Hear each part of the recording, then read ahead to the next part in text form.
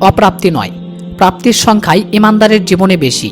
আল্লাহ তাআলা বলেন, তোমরা যদি আল্লাহর নিয়ামত গণনা করো তবে গুণে শেষ করতে পারবে না, কিন্তু আমরা জীবনে অপ্রাপ্তিগুলো নিয়ে পড়ে থাকি বলে প্রাপ্তির শুকরিয়া আদায় করতে পারি না। ফলে অশান্তি আমাদের জীবন থেকে যায় না। দিনী এবং দুনিয়া এমন অনেক বিষয় আছে উম্মতে মুহাম্মাদি হিসেবে যা একমাত্র আমরাই পেয়েছি, অন্য নবীর উম্মতরা পাননি। তন্মধ্যে একটি হলো জুমার দিন। হাদিস শরীফে এই দিনের অনেক ফজিলত বর্ণিত হয়েছে। যেমন, জুমার দিন শুধু এই উম্মতের বৈশিষ্ট্য। হজরত আবু হুরায়রা রাদিয়াল্লাহু আনহু থেকে বর্ণিত, নবীজি সাল্লাল্লাহু আলাইহি সাল্লাম বলেন, আমাদের পূর্ববর্তী উম্মতকে জুমার দিন সম্পর্কে আল্লাহ তাআলা অজ্ঞ রেখেছেন। ইহুদিদের ফজিলতপূর্ণ দিবস ছিল শনিবার, খ্রিস্টানদের ছিল রোববার। অতঃপর আল্লাহ তাআলা আমাদেরকে দুনিয়ায় পাঠালেন এবং জুম্মার দিনের ফজিলত দান করলেন। সিরিয়ালে শনি ও রোববারকে শুক্রবারে পরে রাখলেন। দুনিয়ার এই সিরিয়ালের মতো কিয়ামতের দিনও ইহুদি খ্রিস্টানরা মুসলমানের পরে থাকবে। আমরা উম্মত হিসেবে সবার শেষে এলেও কিয়ামতের দিন সব সৃষ্টির আগে থাকব। জুমার দিন দুনিয়ার শ্রেষ্ঠ দিন। হজরত আবু হুরায়রা রাদিয়াল্লাহু আনহু থেকে বর্ণিত, নবীজি সাল্লাল্লাহু আলাইহি সাল্লাম বলেছেন, পৃথিবীর যত দিন সূর্য উদিত হবে তার মধ্যে শ্রেষ্ঠ দিন হলো শুক্রবার। এদিনে আদম আলাইহিস সালামকে সৃষ্টি করা হয়েছে এবং জান্নাতে প্রবেশ করানো হয়েছে। এদিনেই তাকে জান্নাত থেকে বের করা হয়েছিল।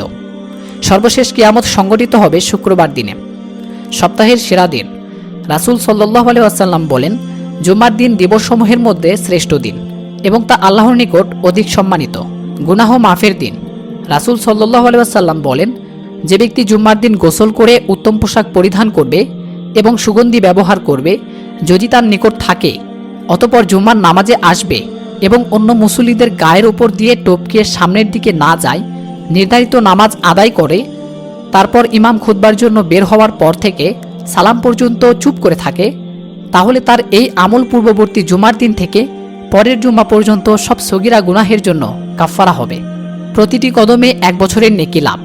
নবীজি সাল্লাল্লাহু আলাইহি ওয়াসাল্লাম ইরশাদ করেছেন, যে ব্যক্তি জুম্মার দিনে উত্তম রূপে গোসল করে আগে আগে নামাজে মসজিদে যায় এবং বাহনে না চড়ে হেঁটে যায়, ইমামের কাছাকাছি বসে মনোযোগ দিয়ে ইমামের আলোচনা শোনে, অনর্থক কাজ না করে, তবে তার প্রতি কদমের বিনিময়ে আল্লাহ তাআলা 1 বছর সিয়াম ও কিয়ামের সওয়াব দান করবে। শুক্রবার মুসলমানদের ঈদের দিন। রাসূল সাল্লাল্লাহু আলাইহি সাল্লাম ইরশাদ করেন, এই দিন অর্থাৎ জুমার দিনকে আল্লাহ তাআলা মুসলমানদের জন্য ঈদের দিন বানিয়েছেন। কবরের আযাব থেকে নাজাত। হাদিস শরীফে ইরশাদ হয়েছে, কোনো মুসলমান শুক্রবার রাতে কিংবা দিনে ইন্তেকাল করলে আল্লাহ তাআলা তাকে কবরের আযাব থেকে রক্ষা করবেন। ফজিলতপূর্ণ এই দিনের বিশেষ কিছু আমলের কথা হাদিস শরীফে বর্ণিত হয়েছে। এখানে কয়েকটি আমলের কথা উল্লেখ করা হলো। 1. প্রতিদিন 5 ওয়াক্ত নামাজ জামাতে আদায় করার ফজিলতপূর্ণ। এর মধ্যে শুক্রবারে ফজরের নামাজ জামাতে আদায় করা বেশি ফজিলতপূর্ণ।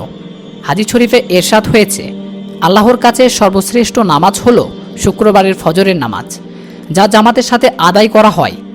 2. গোসল করা। 3. উত্তম পোশাক পরিধান করা। 4. সুগন্ধি ব্যবহার করা।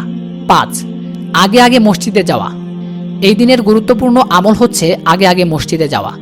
আল্লাহ তাআলা ইরশাদ করেন, হে মুমিনগণ, জুমার দিনে যখন নামাজের আজান দেয়া হয় তখন তোমরা আল্লাহর স্মরণে দ্রুত ছুটে যাও এবং বেচাকেনা বন্ধ করো। এটা তোমাদের জন্য উত্তম যদি তোমরা বোঝো। রাসূল সাল্লাল্লাহু আলাইহি ওয়াসাল্লাম বলেছেন, জুমার দিন মসজিদের দরজায় ফেরেশতারা অবস্থান করেন এবং ক্রমানুসারে আগে আগমনকারীদের নাম লিখতে থাকেন। যে সবার আগে আসে সে ওই ব্যক্তির মতো যে একটি মোটা তাজা উট কুরবানি করে। এরপর যে আসে সে ওই ব্যক্তি যে একটি গাভী কুরবানি করে। এরপর আগমনকারী ব্যক্তি মুরগি দানকারীর মতো। তারপর ইমাম যখন বের হয় তখন ফেরেশতাগণ তাদের নাম লেখা বন্ধ করে দেয় এবং মনোযোগ সহকারে খুতবা শুনতে থাকেন। 6. সূরা কাহাফ তেলাওয়াত করা। আবু সাঈদ খুদরি রাদিয়াল্লাহু আনহু থেকে বর্ণিত, রাসূল সাল্লাল্লাহু আলাইহি ওয়াসাল্লাম বলেন, যে ব্যক্তি জুমার দিন সূরা কাহাফ পাঠ করবে তার জন্য 2 জুম্মা পর্যন্ত নূর উজ্জ্বল করা হবে। 7. বেশি বেশি দরুদ শরীফ পাঠ করা। এই দিনের আরেকটি আমল হচ্ছে নবীজির উপর বেশি বেশি দরুদ পাঠ করা।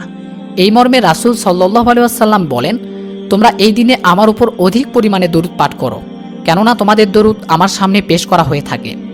8. মসজিদে এসে জিকির, তেলাওয়াত ও ইবাদত ভিন্ন অপ্রয়োজনীয় অন্য কোনো কথা না বলা। হাদিস শরীফে ইরশাদ হয়েছে, নবীজি সাল্লাল্লাহু আলাইহি ওয়াসাল্লাম বলেছেন, জুমার নামাজের খুতবার সময় তুমি যদি তোমার সাথীকে চুপ থাকতে বলো তবে এটাও তোমার অনর্থক কাজ হবে। 9. বিশেষ করে দোয়ার গুরুত্ব দেয়া। জুমার দিনের গুরুত্বপূর্ণ বিশেষ একটি আমল হচ্ছে দোয়ার প্রতি মনোযোগ নিবেশ করা। জাবির ইবনে আবদুল্লাহ রাদিয়াল্লাহু আনহু থেকে বর্ণিত, রাসূল সাল্লাল্লাহু আলাইহি ওয়াসাল্লাম বলেন, জুমার দিনের 12 ঘন্টার মধ্যে একটি বিশেষ মুহূর্ত এমন আছে যে তখন কোনো মুসলমান আল্লাহর নিকট যে দোয়া করবে আল্লাহ তাআলা কবুল করবেন। আল্লাহ তাআলা আমাদেরকে আমল করার তৌফিক দান করুন।